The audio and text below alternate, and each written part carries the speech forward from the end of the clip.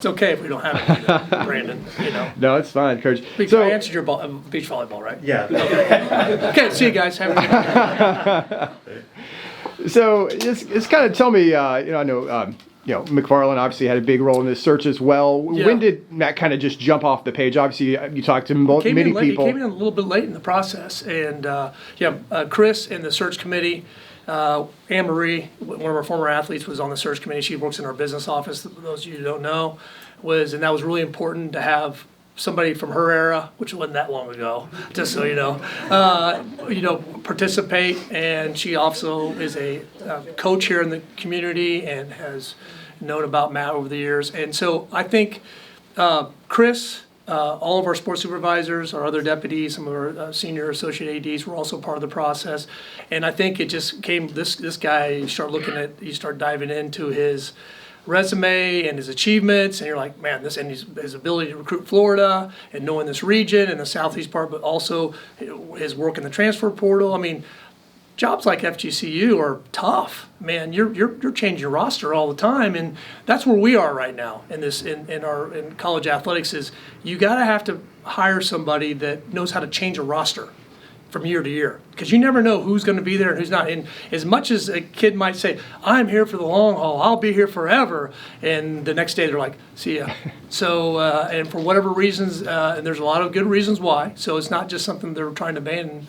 But that was really important. So that came in. Then when I met with him, with my one-on-one with him, I was very impressed. So that was like, oh, that guy's, he's got it going on. Coach, over the course of this last month and a half, what made this the right time for the change to this new era? Say that again. What made this the right time for a change to this new era?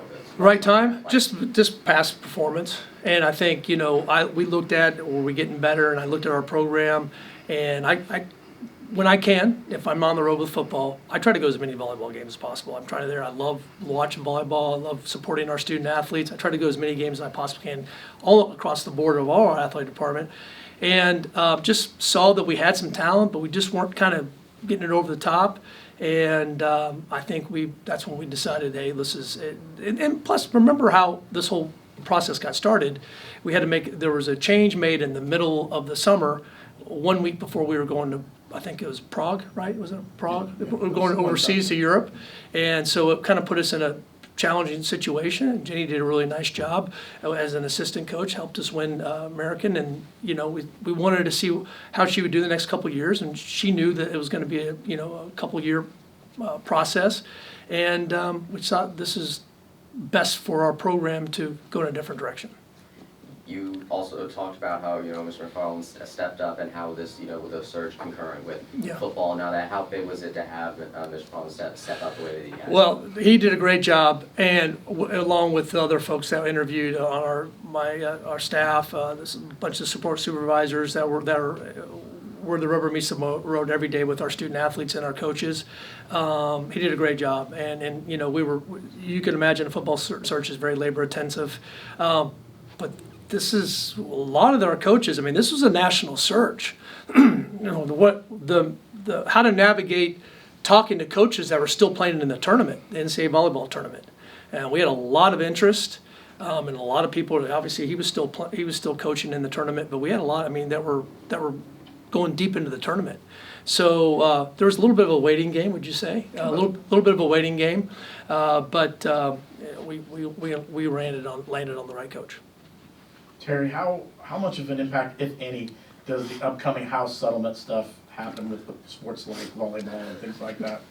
Well, it will impact. We'll add. I mean, we're looking at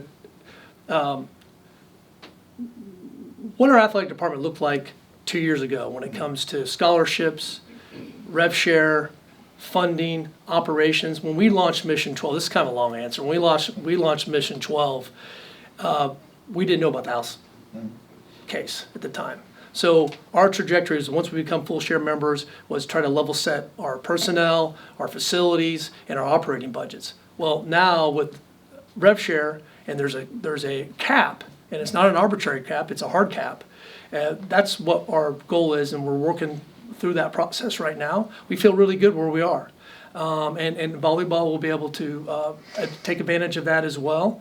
And also with some of the scholarship increases and all that, I think we're going to be in really good shape. We're going to be very, very competitive as far as funding and for volleyball in this league and in this region. Well, I always have to remind my colleagues in the Big 12 is we're not just recruiting against the Big 12. We're Kansas States, Oklahoma States, Iowa States. They're really maybe a little bit of the Big 10, but we recruit against all the Big 10, the ACC, and the SEC constantly. Every single day we go against the top programs, branded programs in the country. So it's not just about competing against the Big 12. It's for recruiting purposes. He's recruiting against the top programs in the country. I think you feel that probably the way. Absolutely. Yeah. So. I don't want to pivot too much, but last time we talked to you was at Coach Frost's press conference. Just kind of wanted to get your thoughts on football and how he's filled out his staff and just kind of everything that's happened over the last month. I apologize for the non-volleyball question. Well, why don't let's keep this volleyball. Okay, gotcha. I can stay after for that. Okay, I gotcha. That way, so. I gotcha. It's just, what are your expectations for this sport at UCF volleyball? Obviously, you just talked about it a little bit. I've seen it compete at a high level. My first year, I went to when we played our spring semester, our fall semester, our fall competition was in the spring.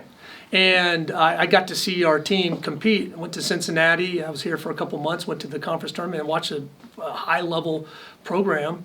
Anne Marie was a big part of that program. And I saw, man, I was really excited. I fell in love with the volleyball program and obviously the big fan of the girls on the team. And I really believe that we can be a force in volleyball. I really do. And after talking to Matt and asking him and kind of grilling him about, what's your vision? I mean, he kind of explained it. I really believe we can be a consistent top 25 program here at UCF. We got a venue. We've made some enhancements. Our locker room's nice. We just built a new training room. We're putting a sound system, put video boards in. We painted. We really have resourced volleyball in a way that shows that it's a major priority for one of our sports. And I feel really good. And I look at some of the teams that compete in this league, that are competing in the Sweet 16s, and there's no doubt in my mind that we can do that. And I've said it, there's a transition period. Continuity, stability, and patience is really important. I'm still going to say those three characteristics are really important. But I do believe that we can be a top 25 program consistently in every single sport that we sponsor. All right. Thanks, Terry. Thanks, everyone, for coming. We'll have